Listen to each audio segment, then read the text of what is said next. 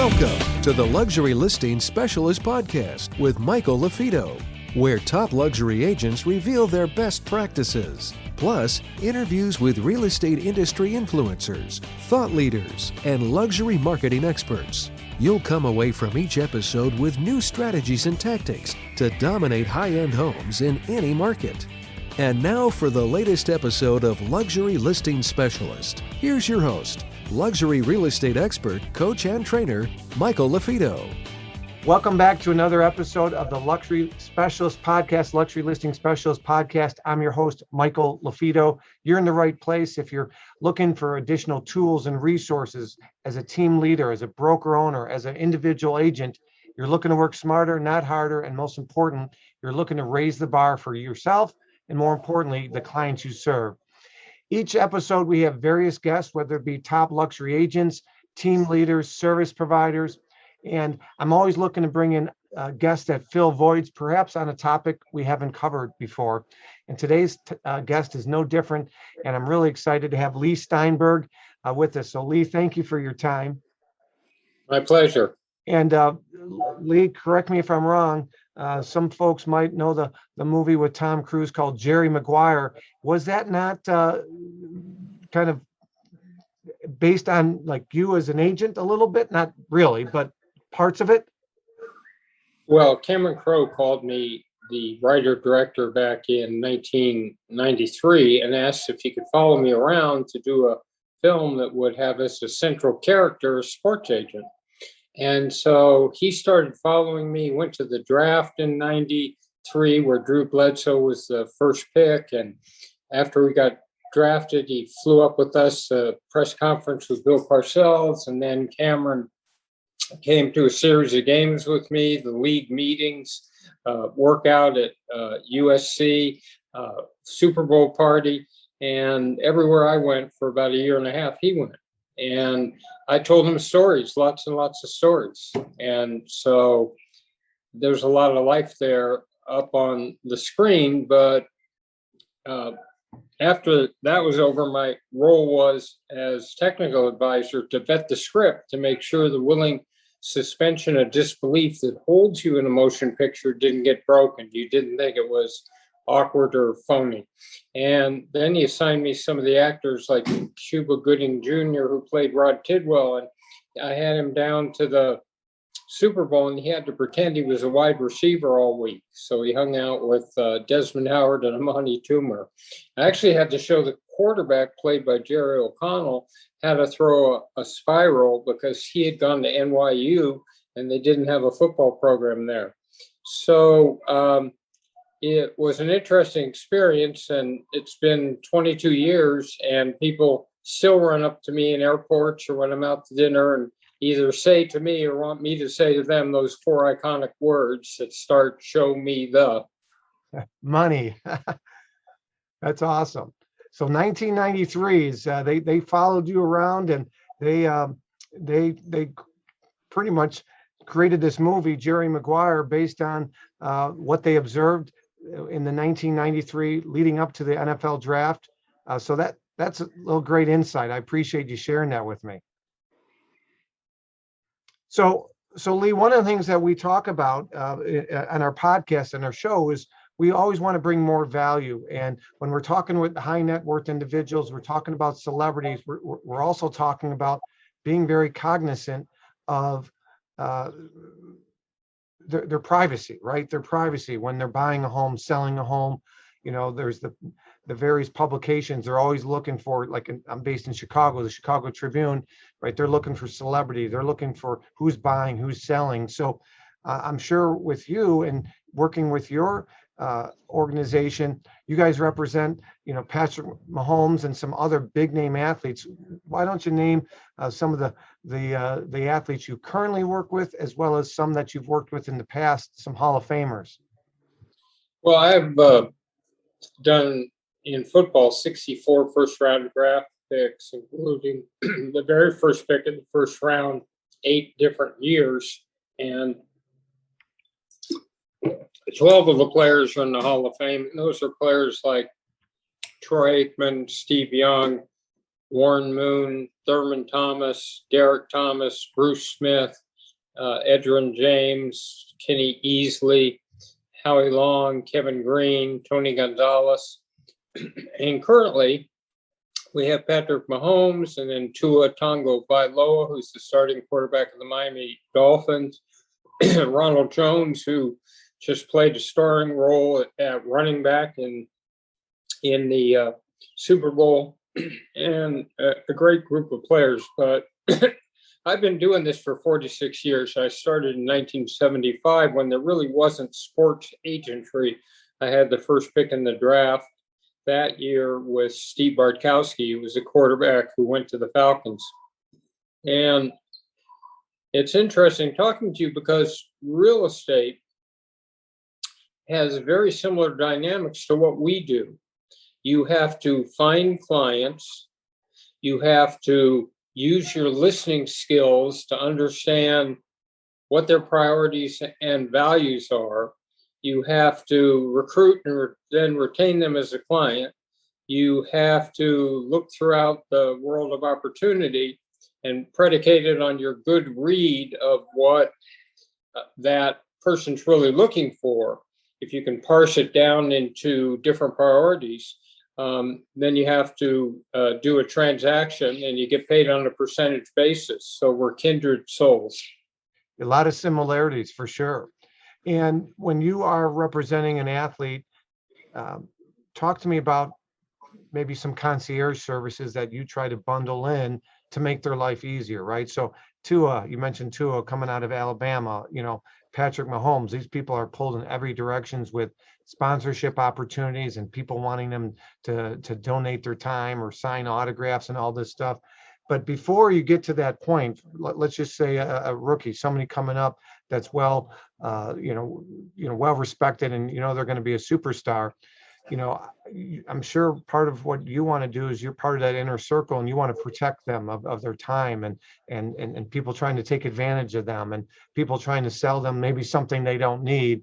And I'm sure that their financial advisors heavily involved in all those decisions. But, peel back the onion a little bit and share with me, that extra concierge service that you guys, that silver platter service that you guys look to do, because I'm sure just like licensed real estate agents, we're competing for business. We have competition. We're trying to bring more value to the table so that the client picks us over the other broker.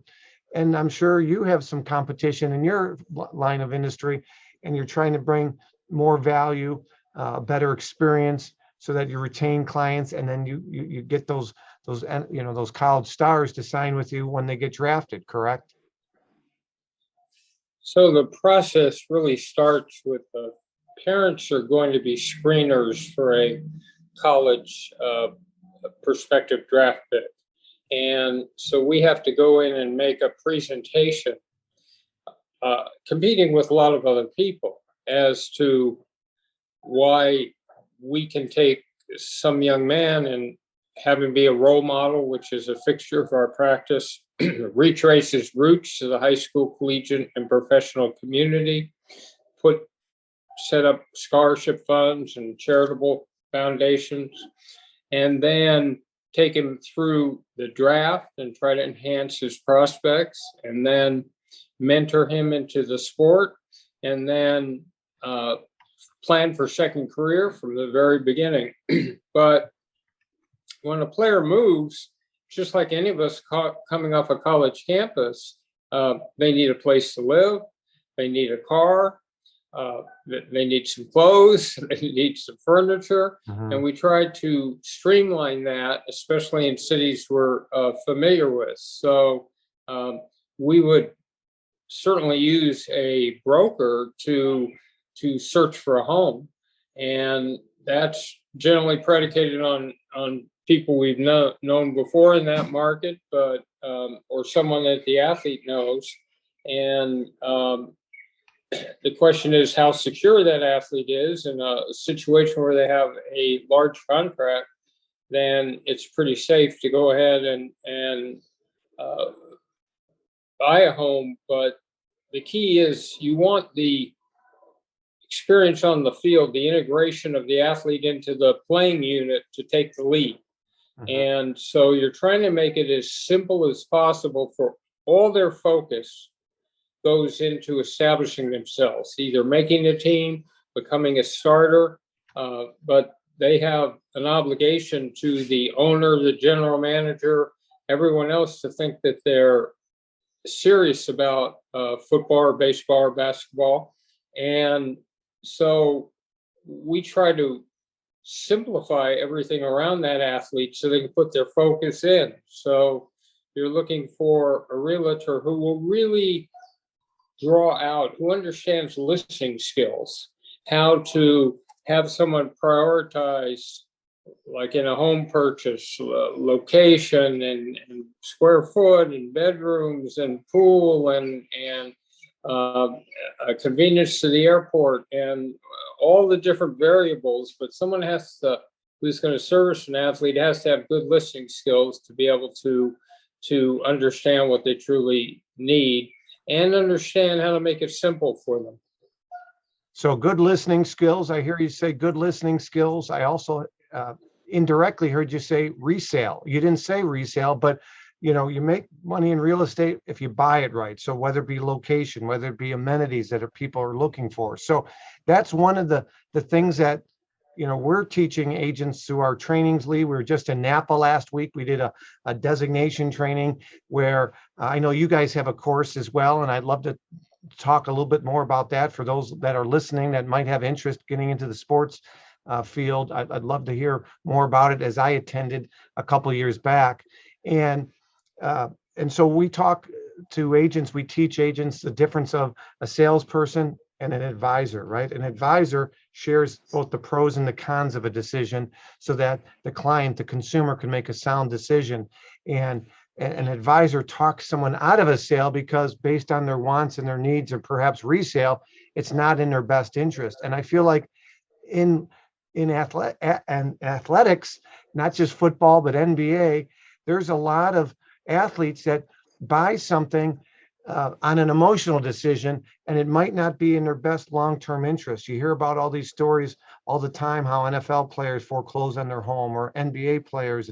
And so that's what we are teaching these advisors, these expert advisors to do, is put the client's best interest in mind, not just immediately, but long-term. And so sounds like when you are referring out, whether it be real estate related or financial advisor or whatever it might be, that's of utmost importance to you as well, because a poor referral is a negative reflection on you and your organization, correct? Well, that's exactly right. And we're not looking to profit from any aspect of financial management. We do just fine on contract negotiation, endorsement negotiation. What we're looking for is to be able to sleep at night, knowing that every professional around the athlete, everyone who services you, truly cares about that person, looks to the long term, because the essence of most of this is you'll do repetitive business.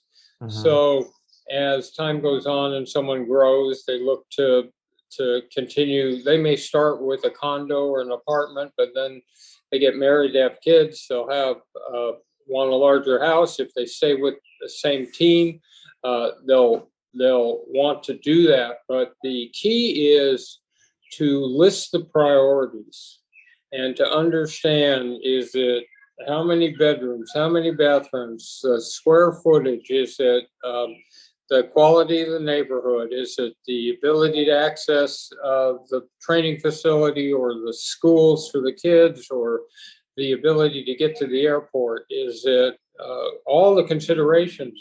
And so the way to avoid bad decision making is to lay out the priorities, put them in order, and then check off what each property might have with themselves. The thing about representing athletes is if someone does a good job in one transaction, they'll get other clients, because they'll get other players on the same team. They'll get players that someone knew from college, and they can establish a brand in a certain locality, which is, that's the person you want to see if you want to buy a house. And that's the person that you want to see. So in your industry, just like ours, branding is key.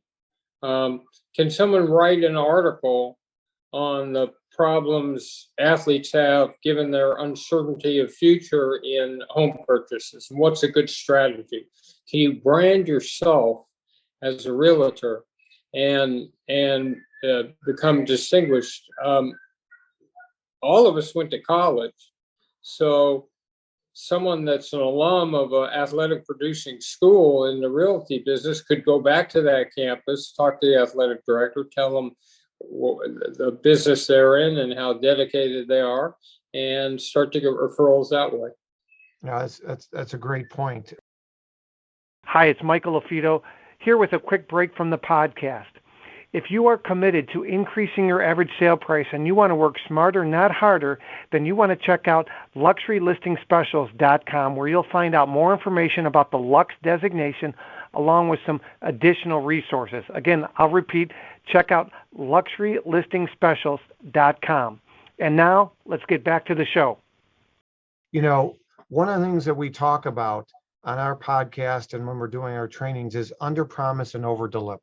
Right? Under promise and over deliver. So you hear these taglines, but in real estate, it's really important because right now, more so than ever, Leigh, I'm not sure how familiar you are, but there's a shortage of real estate out there. Since they've been keeping this data since 1970, there's the fewest number of homes on the market ever recorded, okay, in over 50 years. So, you know, working with teams, working with agents, working with people that have these connections that might be able to find properties that aren't even on the market yet is going to be really important for some of these athletes that need short-term housing and long-term housing. You know, you think of the athletes that you mentioned, the Hall of Famers and Patrick Mahomes and these top 5-star athletes, recruits. But what you don't hear about are those tweener athletes, right? Those athletes that they went undrafted. I'm sure you worked with some free agent undrafted athletes that are trying to make rosters. And so they need housing needs too, but they're going to need housing needs that are probably rental or entry level. And so not just, it's really easy to sell multi-million-dollar homes, but where it becomes difficult is in a seller's market like it is today, having the patience, working with athletes or clientele that might be rental properties that don't pay that well, but it's in the best interest of the client. And like you mentioned, that circle of trust, when you do good by one athlete, he might have a college teammate or former teammate on an NFL team or NBA team or whatever it might be, and you can help them as well. So again, it wouldn't be Michael. They will have friends. They talk about these things in the locker room, and people talk about where they're living, where short-term rental is, where the best neighborhoods are.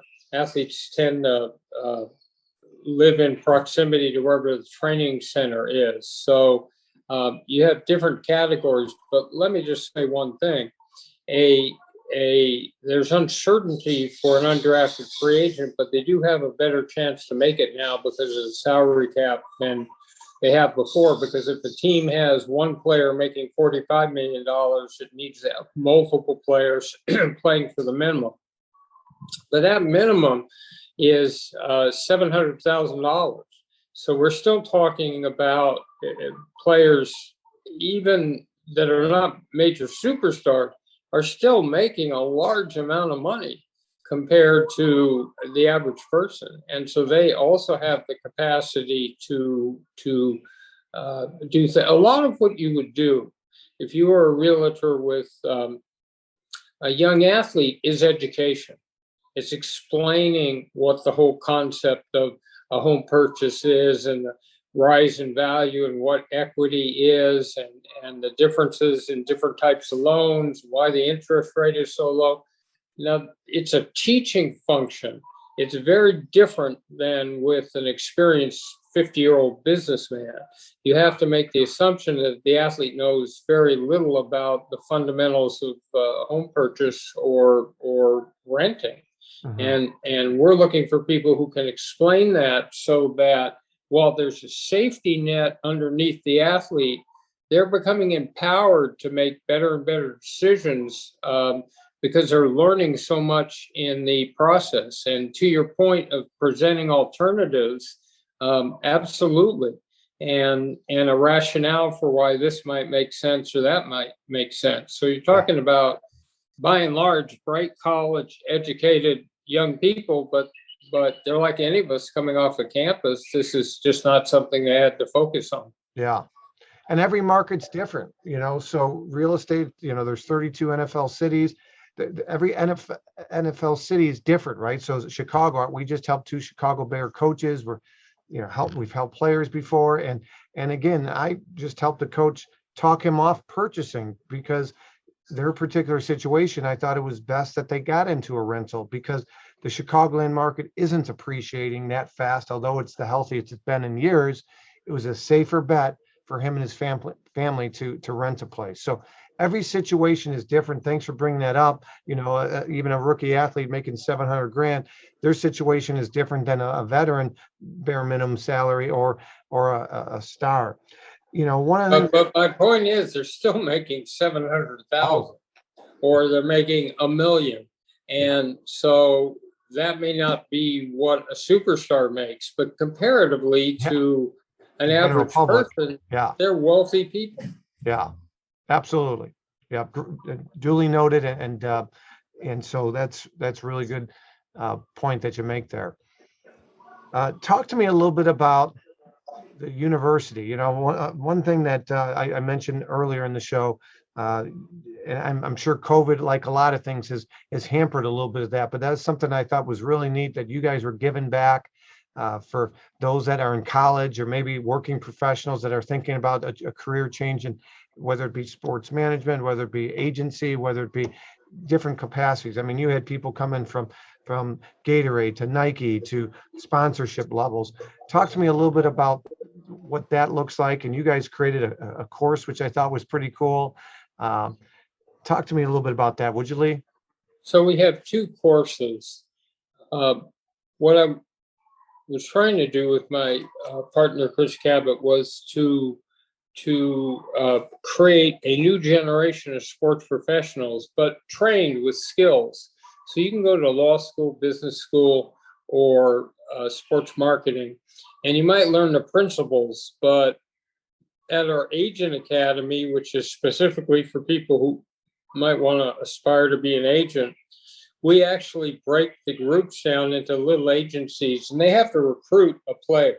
So they have to make the sale on the client, and they've recruited people like Ronald Jones from Tampa Bay. They've recruited we have them do the mother and the father, and they have to go make a pitch and see if they can recruit against other teams doing the same thing.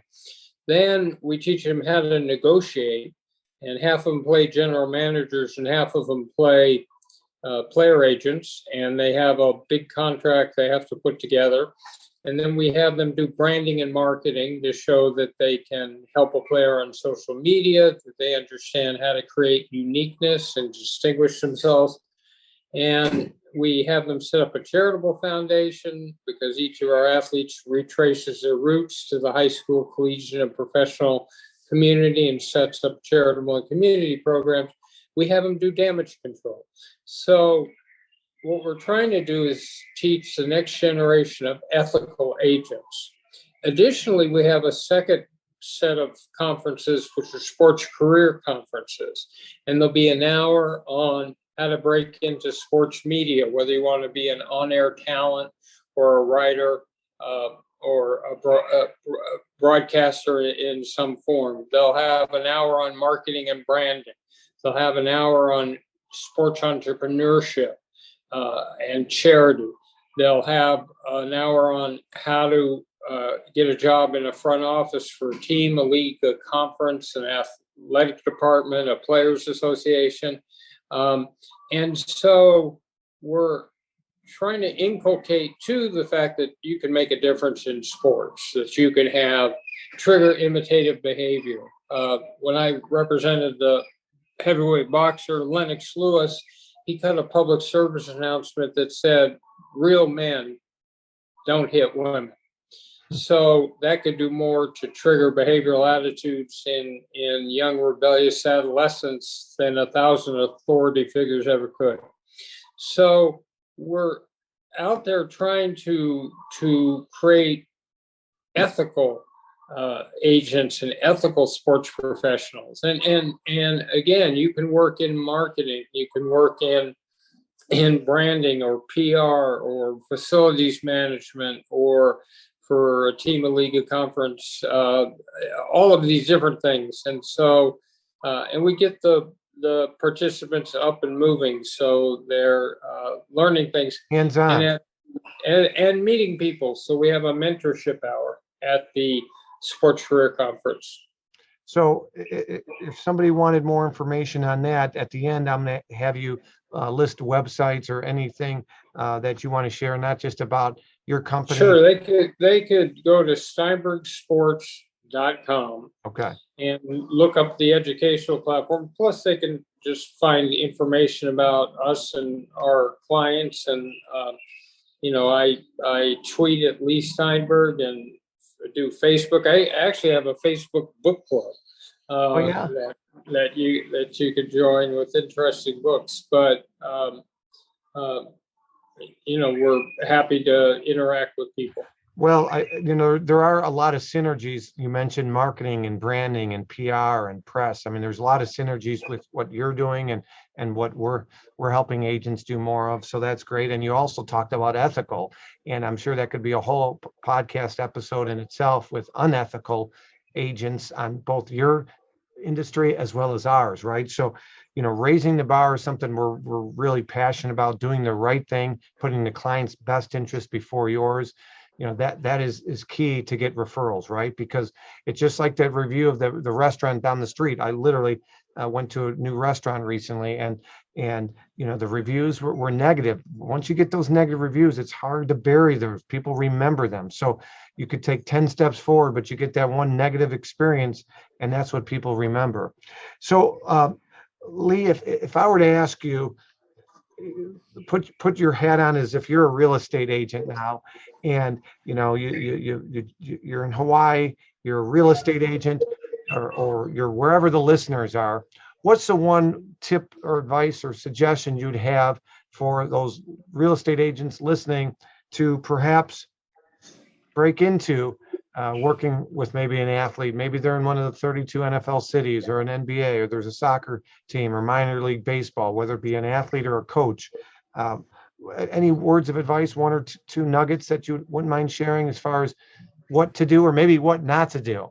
Well, first of all, start off on the college campus, because if you have good connections there, those coaches end up moving and needing teams. So go back to your alma mater or to a school in your neighborhood. Try to establish the concept of regionality. So I live in Newport Beach in Southern California. Can you dominate that region? Can you create enough word of mouth? Can you make connections?